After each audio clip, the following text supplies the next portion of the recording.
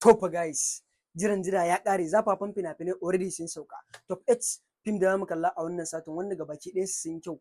Mu neme su mu kalla. Number 1 muna da Ƙwaro, kamfanin Algaita ne su ma dai suka gwangwaje mu a wannan satin. Mu neme su mu kalla shi ma ya yi kyau. Ci gaban Tantiri 2 ne shi ma ya yi kyau. Faka-faka ba jira. Number 2 muna da Fansar Ƙauna.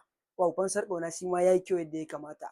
Wannan magana ake ta soyayya, ƙaunatayya kenan. Mu neme shi mu kalla shi ma ya yi kyau. Number 3 muna da Kishin Ƙasa. Wow, Kishin Ƙasa shi ma ya yi kyau yadda ya kamata. Jarumin kai ka san jarum in dai ka taɓa kallon fim ɗin jarumin nan kai ka san baya ma fim ɗin wasa. Mu neme shi mu kalla ya yi kyau. Number 4 muna da Somin Taɓi. Somin Taɓi yanzu ma fa aka fara.